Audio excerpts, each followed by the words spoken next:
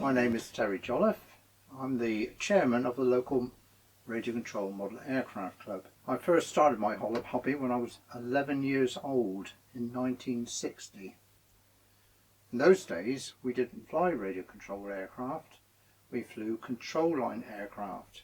And that's an aircraft with strings that came out of the wings about 30 feet long, and they operated the elevator and they flew around us in a circle. Now I've got about 20 model aircraft and they're all radio controlled. The model I'm going to show you in a minute, there's a story to it. It is a quarter scale model of a Fornia RF4. My wife bought me an aircraft. I budgeted her for a long time for this big model I wanted. It was a scale model. It cost a lot of money. And eventually I got this huge kit on Christmas Day, and I've all day taking all the bits out of the box in the grate. Anyway, I started the model, and then unfortunately I had children and I had to stop my hobby again. One day I said to my friend, "What did you do with that large model that I sold to you?" And he said, "It's still in the garage." He said, "I've done nothing to it." He said, it's literally rotting in the corner of the garage. I said, "Can I buy it back?" And he said, "You can have it. It's ready to fly now. It only took me 40 years to make." All those ailerons, and that controls the model to go side to side. There's of course the elevator, which controls the model up and down, and then you've got the rudder, which controls the yaw. When we're coming to land, these models are so efficient they don't want to land, so I have to put the air brakes on. Let me show you inside the model. This is the receiver that receives the signals from the transmitter.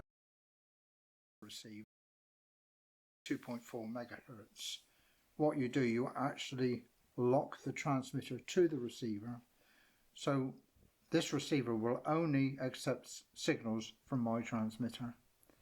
Let's go down to the workshops. I've got one workshop and a storage area. I'll show you the storage area first. This is the main workshop where I do all of the work.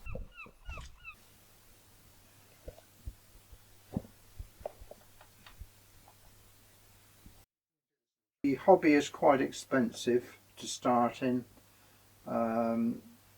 You can start for £200 or £300, but some of the models I've got, even without the equipment inside them, cost £1,000. The transmitters these days, you can get a decent transmitter of about £400 or £500, 8 to 9 channel.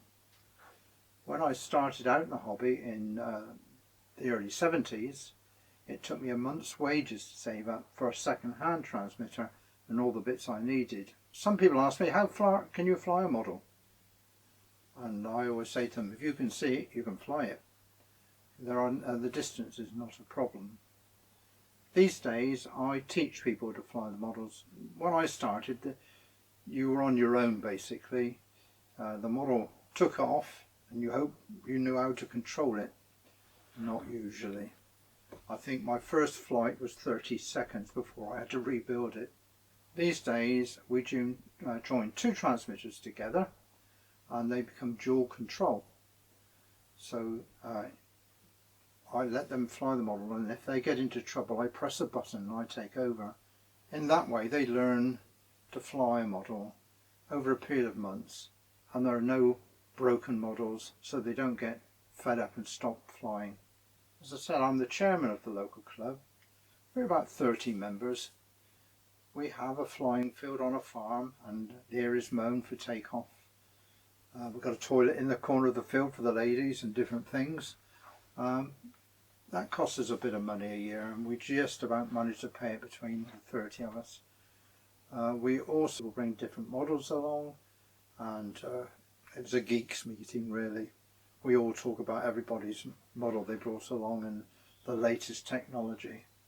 That's all I can tell you for starting, but I think Molly's going to ask me some questions and I can ask those questions for you. Have you ever crashed any of your planes? Oh yes, I've crashed many planes. Not so much now, but when I started out, and my friends who are very experienced still crash planes. They get something wrong. Basically, flying planes easy. Getting it down's the hard bit. Do you find it therapeutic? Yes, it can be both. It can be very therapeutic and very frustrating, of course. If it doesn't go wrong, if it goes wrong, I mean, you can get very frustrated with it. But yeah, you know, if you've got some worries and things, some family's not well or something, I can't come down my shed and lose myself in building a model. I've got my telly down here too, so I can put the telly on and just build away.